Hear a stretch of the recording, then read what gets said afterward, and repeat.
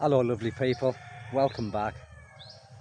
And now today's content is in relation to a channel I was watching yesterday, I think, Steady Eddie's Travels. And it just makes you think, because the guy's got a terminally ill cancer. He had his results a week ago. He had a brain operation, he had the treatment, the radiotherapy and so on.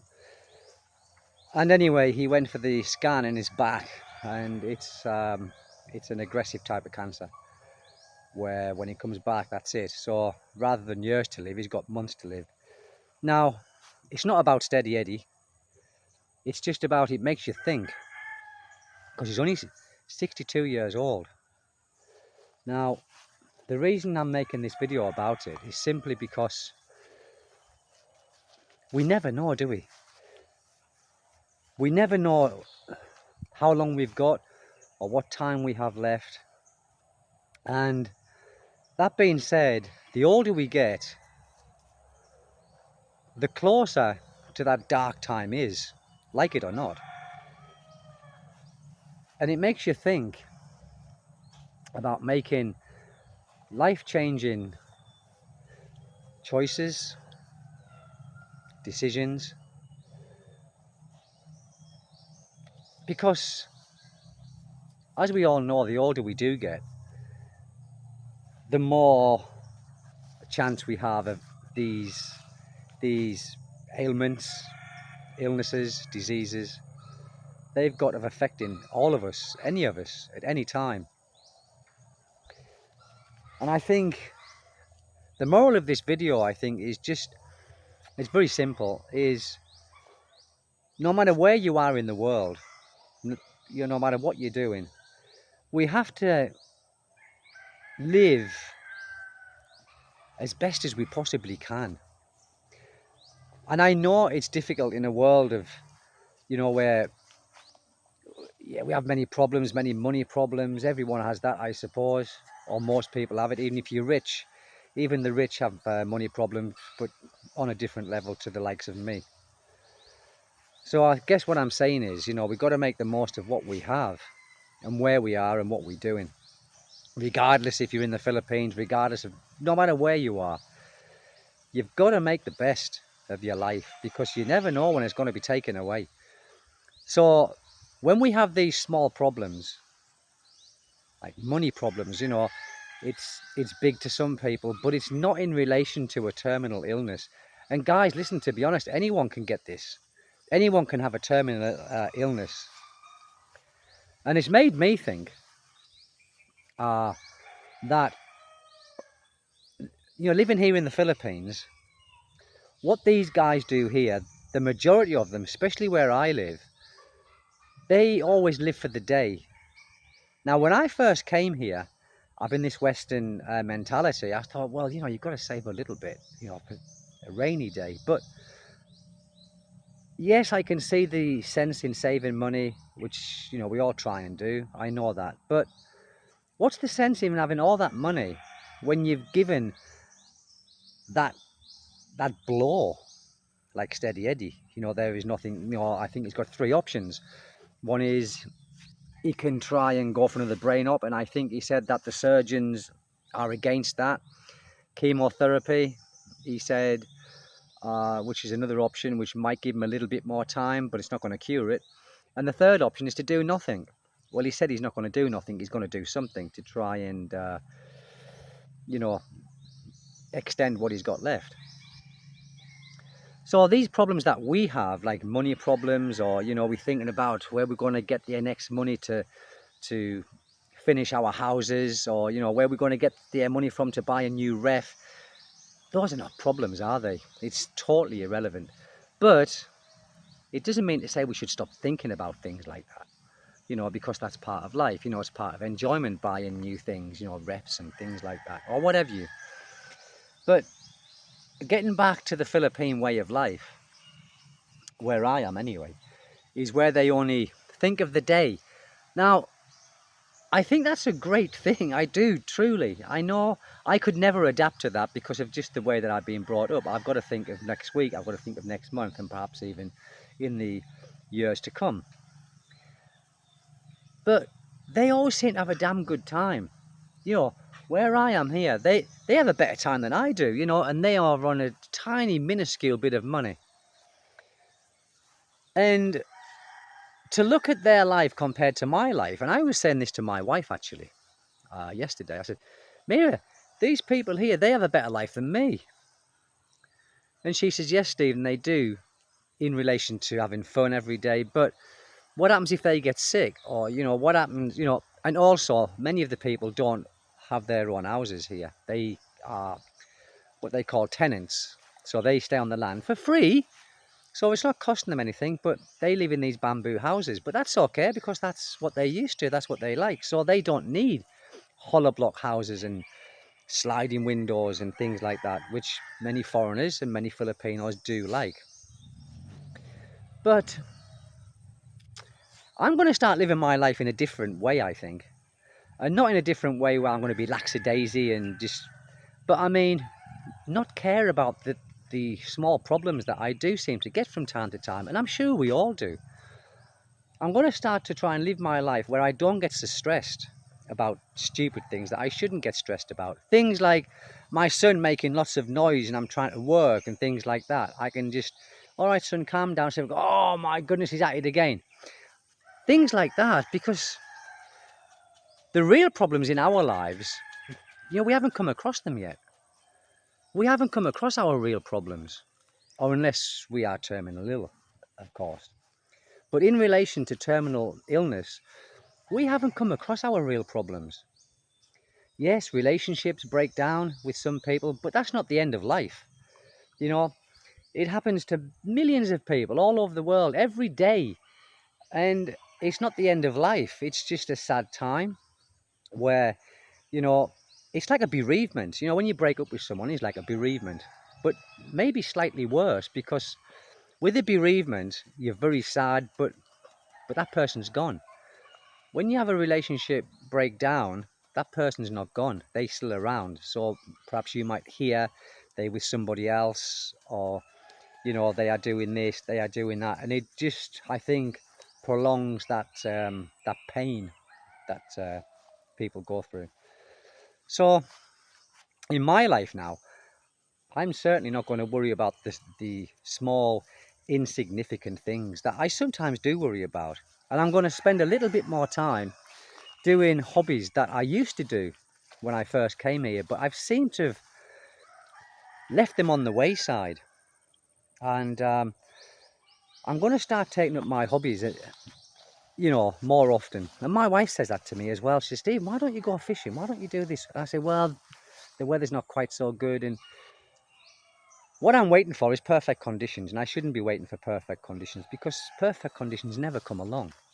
Or, you know, they come along very rarely. So it just is food for thought, people.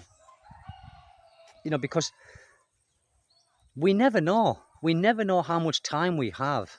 We never know. And like I said, the older that we do get, the more chance of these things coming, like heart disease, high cholesterol, high blood, and things like that, and diabetes. And of course, if you get diabetes with high blood pressure, it's, you know, it's complicated.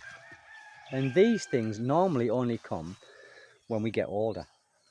I've had, my blood pressure is borderline. It's been borderline for many, many years. Even when I was young, in my 20s, my blood pressure was always borderline.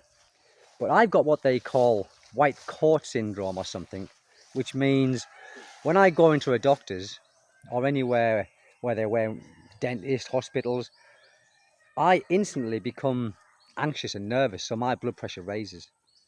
So this is what the doctor put on my notes: white coat syndrome, white collar syndrome. So that's what I have. So that's why my blood pressure is kind of always a little bit on borderline when I go to get it checked. But it's not high, it's borderline. But I'm going to start taking a little bit more care of my diet as well, because I've noticed I'm kind of letting my diet as well suffer, meaning I don't really eat as much vegetables as I should do.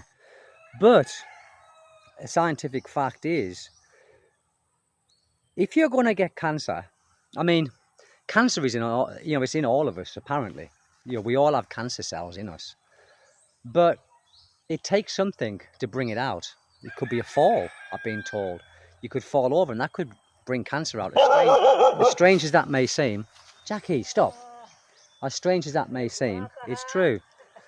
Hello, Linda, how are you? Jackie. Yes, Jackie, stop barking. So, it's like smoking, My grandmother, she smoked her head off and she drank whiskey. And she lived till she was 99 years old. And she was 2 months off of living to 100. So it's all to do with your DNA. If this cancer is in you, you're going to get it, no matter how well you look after yourself, what diet you take, you're going to get it. But it's what we do that could bring it out earlier, like smoking for some people. Some people don't smoke at all and still get lung cancer and other kind of cancers. So it's not necessarily caused, or the main reason is not necessarily smoking, but it certainly doesn't help. And it's known to bring it on earlier. And of course, if you get cancer when you've been smoking, your lungs are already knackered anyway because of the smoking. But I'm just saying things like that, people, it's worth taking into consideration where you are, what you're doing, because our lives can be turned around in an instant. It can be turned around like steady eddies, As he said, he's never been sick in his life. He's never really been to the doctors. He didn't like going to the doctors and things like this. And then all of a sudden, bang, he gets the big C. And so, it just makes you think, doesn't it? Why worry about the small insignificant things when they are truly insignificant? Do the things that you want to do. And also, I had a friend, and she was very young, and she had the same kind of cancer as Eddie. What's it called? Blastforma or something like that. And she had the operation. She was good for 2 years, and they said if she gets past 2 years, then the chance of survival is 10%, and it goes up as time goes on. But anyway, she got it back, and she died very quickly. So it makes you want to live your life how you want to live your life. You don't necessarily need a lot of money to live a reasonable life. My hobbies don't cost me a lot of money. Even going for a walk in the forest is free. Things like that.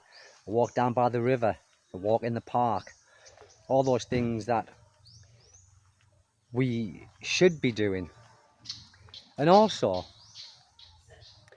I've become one of these kind of people where I sit in the house sometimes and think I should do a bit of exercise really, because I'm not really doing that much.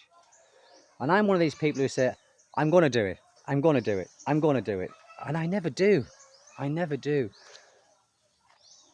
And I should take my own advice by trying to keep a little bit more fit, because I'm not exactly a spring chicken, I'm 56 years old, 57 coming.